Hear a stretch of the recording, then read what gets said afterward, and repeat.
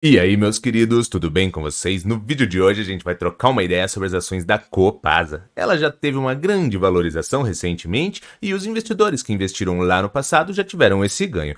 Porém, muitos investidores ainda ficam com essa sensação se o valor atual ele ainda poderia ser um valor que valeria a pena estudar e caso faça o seu perfil, você cogite se investe ou não nas ações. Então a gente vai dar uma olhada ali nos indicadores que ela está apresentando, se eles estão muito esticados ou descontados, e a gente vai ver também a lucratividade de 2023 para a gente fazer alguns cálculos de preço justo e a gente conseguir dar uma olhada em relação ao valor que ela está sendo trabalhada e em relação ao valor que foi apresentado no preço justo da planilha.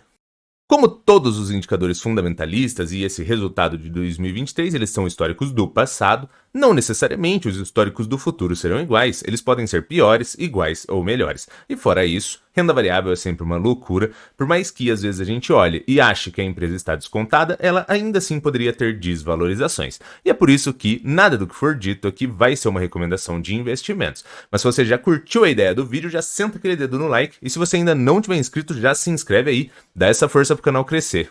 A gente está aqui no Investidor 10, se você ainda não conhece ou ainda não utiliza, ele é uma ótima ferramenta para tu efetuar suas pré-análises de investimentos. Então, quem é a Copasa? A Copasa é a Companhia de Saneamento de Minas Gerais, é uma das maiores empresas do setor de saneamento do Brasil, com sede em Belo Horizonte. Ou seja, é uma estatalzinha, tem que ter um pouquinho mais de cuidado ali, porque já tem esse risco de interferência política, mas isso não faz com que a empresa seja descartável. Aí um pouco mais acima aqui, CSMG3, que são as ações ordinárias da Copasa, no valor de R$ 21,25. Essa daqui já deixou ali de comer um lanchinho, já consegue investir na ação e receber parte das lucratividades que ela gera. O indicador de retorno de investimento está aqui na casa de 5,86, ou seja, se você investisse na ação, você teria o retorno do seu investimento no espaço de tempo inferior a 6 anos. Mas o que é legal aqui é que isso daqui aconteceria caso as lucratividades se mantivessem e a Copasa distribuísse todo o lucro. Se as lucratividades tivessem queda, o seu retorno seria um espaço de tempo maior. Aí você poderia falar assim, mas e se ela não distribuir todo o lucro? Mesmo que ela retenha parte, se você interpretou que a Copasa é uma empresa eficiente, faz uma boa gestão de capital, não teria muito problema, porque daí ela iria investir essa grana que ficou retida na empresa e a médio e longo prazo esse investimento traria retornos ainda maiores e você seria beneficiado com aumentos de recebimento de dividendos, que seriam as partes das lucratividades, e até mesmo valorizações das ações. Esse indicador de 10 para baixo já é bacana e, claro, você olha outros resultados também. Quando a gente olha aqui o indicador de dividendo, que é a parte da lucratividade que vem parar no seu bolso investidor das ações, está quase em 9%. Esse daqui de 7 para cima já é bacana, na casa de 9% aqui já é bem atrativo. Só tem que abrir aquele olho lá na questão ali de recorrência das lucratividades, porque se as lucratividades mudam, automaticamente o seu dividendo também pode mudar, e aí você receberia menos. Quando a gente visualiza aqui a parte do ROI, que seria o retorno do patrimônio investido, está na casa de 18%. É uma métrica bem interessante também. E uma coisa que gera muito problema para as empresas é a dívida, né? O controle de endividamento da Copasa, que é aqui no dívida líquida sobre EBITDA, ele está na casa de 1,44. É um controle de endividamento bem ok, bem razoável. De 3 para baixo, a gente já considera ok. De 3 para cima já liga um alerta. Aqui está na casa de 1,44. Como que a gente pode interpretar esse indicador? É mais ou menos o seguinte, que mais ou menos ali com um ano de poder de gerar grana que a Copasa tem, ela conseguiria honrar com essas dívidas. Então é um espaço de tempo bem controlado. Fora que, por ela ser do segmento de água e saneamento, ela tem uma certa previsibilidade de receita, de reajustes inflacionários, ou seja, ela conseguiria se endividar mais do que outras empresas de outros setores por conta dessa previsibilidade, dessa recorrência, que ela já sabe mais ou menos ali como que vai performar a receita dela e os reajustes. Então ela poderia sim até ter um grau de endividamento superior. Quando a gente dá uma olhada aqui na DRE da Copasa, a DRE, para quem não sabe, é um demonstrativo contábil. E aqui a gente tem receitas, custas, despesas e, no final, lucratividade ou prejuízo de uma empresa. Então aqui a gente consegue visualizar que apenas em 2015 a Copasa trouxe um resultado de prejuízo e nos outros 9 anos aqui apenas resultados de lucratividades. Isso é bem interessante. Fora que a gente consegue ter um acompanhamento aqui desse crescimento de receita e também de crescimento de lucratividade. Aqui em 2021, uma lucratividade de 537, em 2022, uma lucratividade de 843 e em 2023, uma lucratividade de 1 bilhão 380 milhões. Ou seja, com base nos históricos do passado, os indicadores estão bem interessantes em relação a retorno de investimento, em dividendos, que seriam as partes das lucratividades que você recebe, um controle de endividamento que não expõe a empresa a muito risco.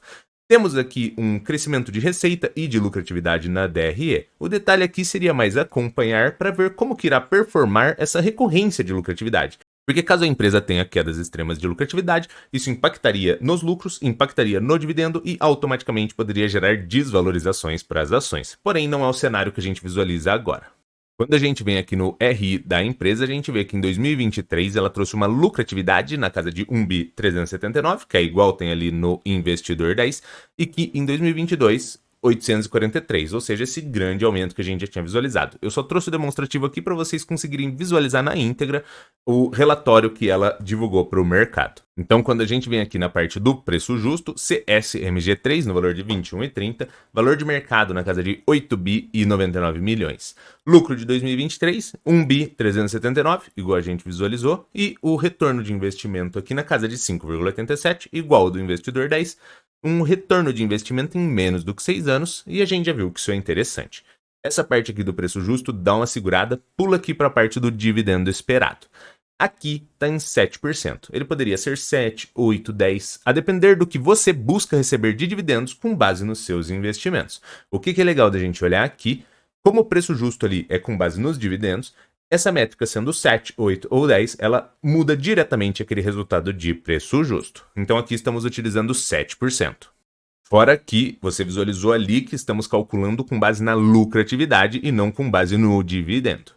Mas tem ali as partes de 25, 50, 75 e 100% de distribuições. Mas por que eu coloquei com base na lucratividade? Porque se você já validou que ela é uma boa empresa de se investir, automaticamente eu entendo que você interprete que a empresa faça uma boa gestão de capital e um bom investimento de recursos. Ou seja, independente de vir ou não parar na sua mão, ficando retido na empresa e sendo reinvestido, isso geraria a possibilidade de novos investimentos e uma melhoria a médio e longo prazo nesses resultados e, consequentemente, você teria dividendos melhores ao longo do tempo. Então é por isso que eu utilizei ali a totalidade da lucratividade para a gente fazer esse cálculo de preço justo, porque mesmo que ele não venha parar no seu bolso agora, existiria a possibilidade de em algum momento ele vir e vir muito maior do que agora. Então aqui embaixo, dividendos por payout é só para colocar a parte ali da lucratividade se fosse distribuída 25, 50, 75 e 100%. E automaticamente aqui a parte do preço justo, ele também está com base nessas distribuições de 25, 50, 75 e 100%. Quando a gente olha ali para o preço justo, então, a gente já consegue validar o seguinte. Caso a Copasa mantenha essas lucratividades, mesmo que ela distribua 50%, esse valor atual já seria um valor até que descontado, porque o valor ali de preço justo ficaria na casa de R$ 25,91. E caso ela distribuísse mais dessas lucratividades, teríamos valores ainda melhores. Aí só pra gente ter mais um número ali, eu coloquei na parte do lucro de 2023, mais ou menos ali a lucratividade de 2022, imaginando que ela teve uma grande queda e voltou para 800 milhões. O retorno de investimento ainda ficaria em um espaço de tempo de 10 anos, que não é ruim, e o preço justo aí já começaria a valer a pena caso ela mantivesse esses 800 milhões aqui de lucratividade e distribuísse ao menos 75%. Aí sim você estaria pagando um preço justo com base no valor atual.